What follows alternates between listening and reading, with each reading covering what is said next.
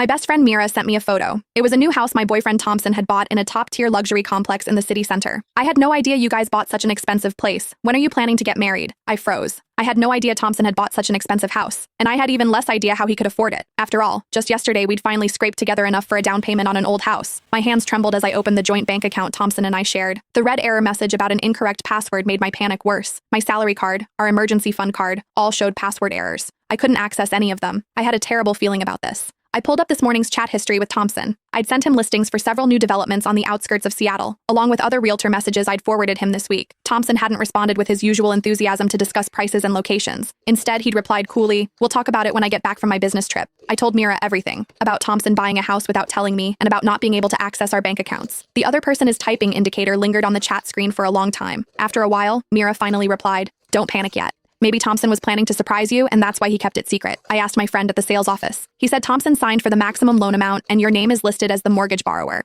I opened the purchase contract photo. Besides draining all of Thompson's and my savings over the years for the down payment, the remaining loan amount was a 20-year mortgage for $3.6 million.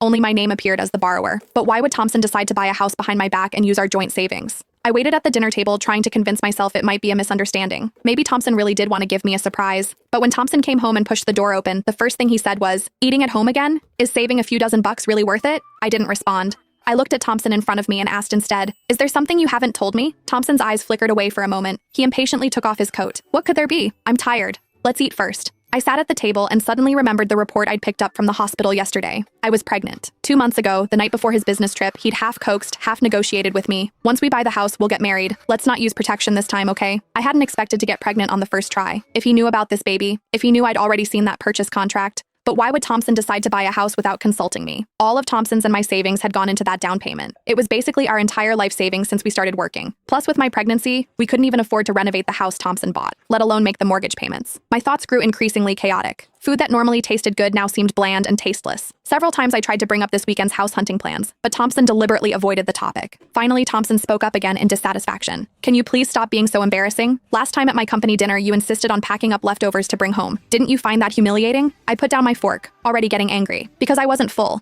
If you'd paid any attention to me while we were eating, you wouldn't be asking this. And even if I am embarrassing Thompson, we've been together for 7 years. Are you only discovering today that I'm an embarrassment? Thompson frowned and his attitude softened. He apologized to me, helped me to the sofa, and began clearing the table. I looked back at Thompson busying himself. After getting together in college, all my visions of the future included him. We were each other's first love. From the initial innocent awkwardness to gradually depending on each other, we'd had our ups and downs, but we always solved problems together. He understood my desire to establish roots in Seattle. I supported his career ambitions. Last year, the money his family had transferred to my bank account,